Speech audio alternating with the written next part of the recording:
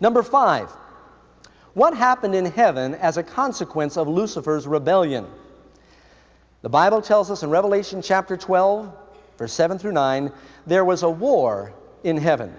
Michael and his angels fought, and the dragon Michael and his angels fought the dragon, and the dragon fought and his angels, and prevailed not. Neither was their place found any more in heaven. And that great dragon was cast out, that old serpent called the devil and Satan, who deceives the whole world. How much of the world does he deceive? He was cast out into the earth. What is deception? Deception is not just an outright lie. Deception is the commingling of truth and error. Deception is when you take some points of truth and mix error in.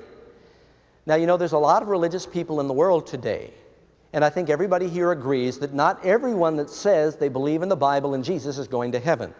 A lot of people have been deceived.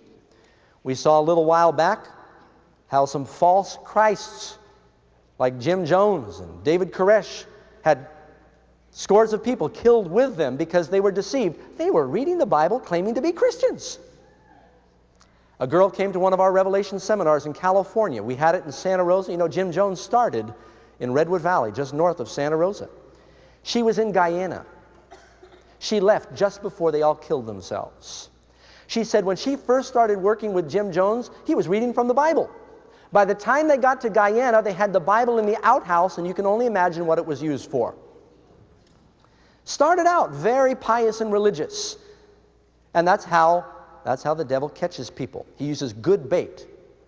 Now, if you wanted to poison me, you'd invite me over for dinner, and you'd have Mexican food. Now, it doesn't mean Mexican food is poison. It's my favorite food. And you would not set a bottle down on the table in front of me, red bottle with a great big black label, skull and crossbones, and big bold type that says, poison, warning, this stuff will make you dead and cold. And say, here, Doug, want a drink? I probably wouldn't be deceived. But if you took a couple of drops of that arsenic and mixed it in my guacamole, that's deception. You take 1 part poison and 99 parts good food, and you still have deception. See what I'm saying? This is where the devil is a master. You know, if you take a train track, and if it begins to go out of line just a fraction of a millimeter at its angle, well, it doesn't seem like much for the first couple of feet, but if you go a mile down the track, tracks are 9 feet apart.